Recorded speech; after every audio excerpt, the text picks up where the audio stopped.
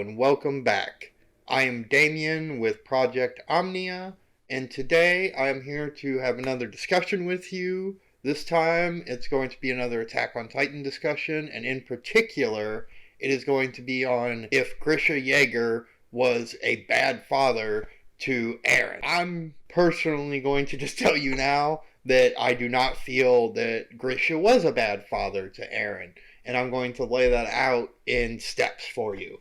So firstly, before someone becomes an adult, they have their own childhood, and those things, the examples that you're given, can really influence who you are once you are an adult, and then once you're in those same roles as your parents or other people that you look up to or that are authority figures in your life. Obviously, Grisha grew up in the Liberio internment zone through just the whole society there in Marley and just throughout the world, not made kind of secret that, the world, Marleyans, everyone else, no one likes the Eldian. So he grew up with that, and that was how his home life was. That's how his formal education would have been. In general, it was just pounded into his head that they're bad people. And of course we had everything that happened with his sister at a young age where she gets eaten. Yes, partially because of his own stupidity, because he couldn't understand how dire the consequences could be and how far that could really go if he were to just do what he wants instead of doing as you're kind of taught to do when you're one of these oppressed people. But that's what he ended up doing. And his sister suffered the consequences of it. And that really fueled a lot of what he did in his formative years, especially once he took over his father's practice. So at that point, he had already grown up. So he had already had all this influence throughout all of his formative years. And he had the horrible incident with his sister. He grows up and he runs into, I believe it was Colt's. I want to say he was a member of Colt's family. Sorry, I'm kind of spacing on his name at the moment, but he'll be here in the video at this spot, and I'm sure people will refresh me on what his name is. Grisha, I'm pretty sure was his name. But yeah, so he meets him, and that was kind of the crossroads where he gets mixed in with the Restorationists, right?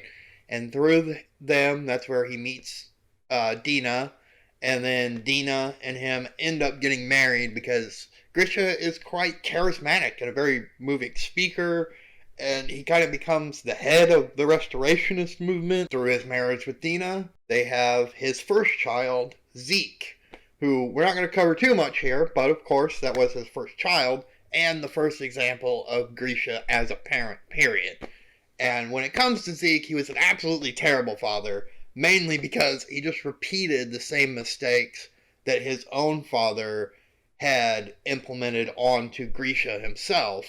And that is, he tried to make his son basically a mini version of him just to get along with his own desires and his own ends, right? So Zeke was just a means to an end to Grisha and Dinah, to be fair. It wasn't just Grisha.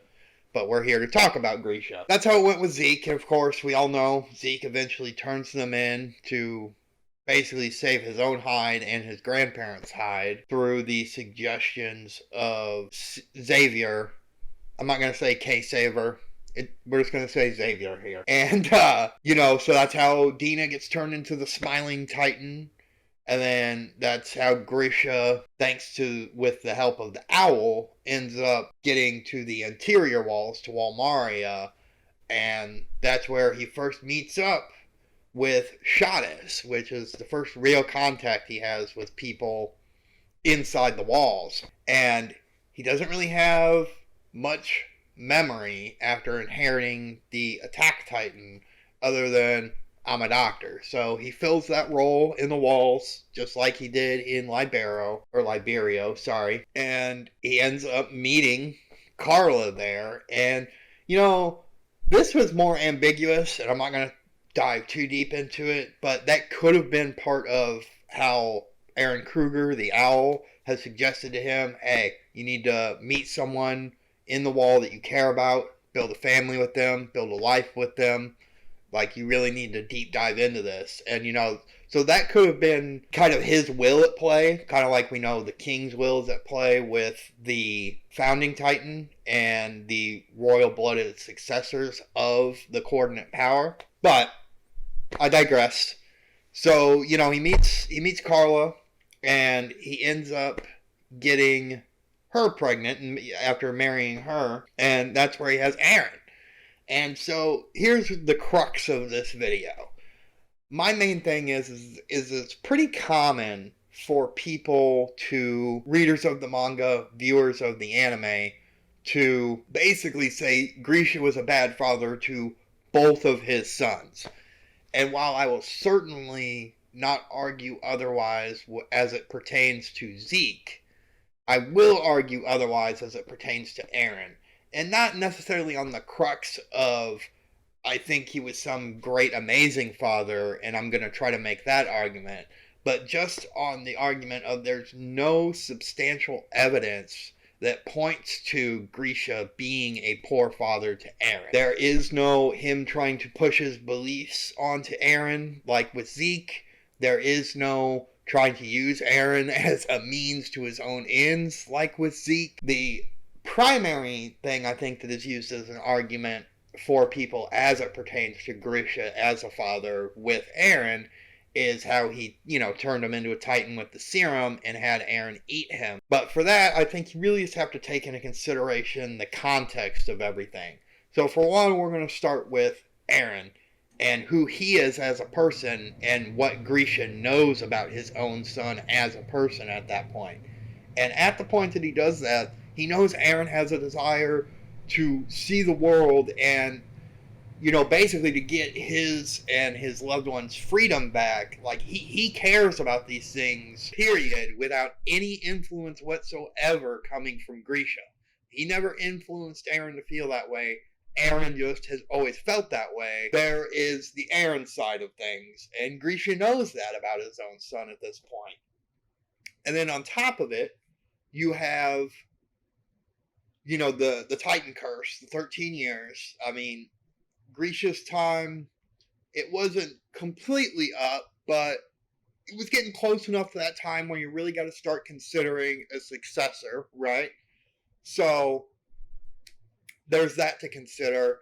And then, of course, there's just the fact of, well, do you sit back and basically wait for judgment from the rest of the world for a sins of the father argument, which I will probably do a whole nother video on that? Do you fight back and try to preserve your own life, the lives of the people you care for, and the freedoms of the people that you care for?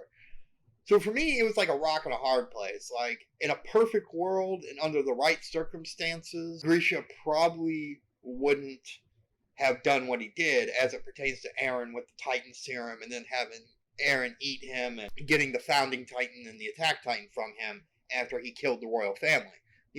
Things probably would have gone down much, much, much differently. But that's not what happened, and those weren't the world circumstances that they had to deal with.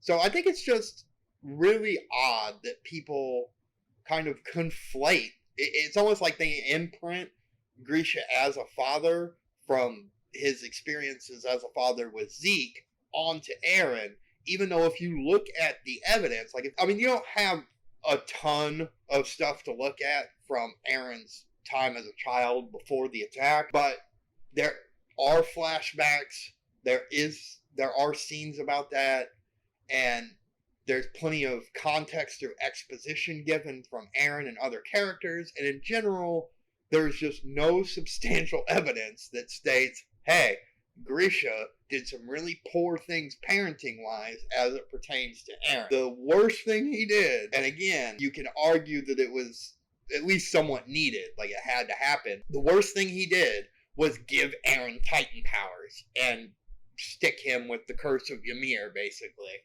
That is the absolute worst.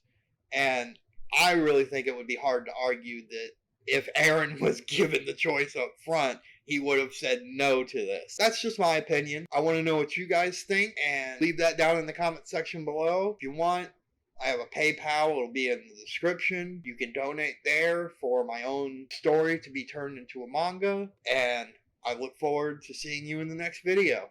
Peace.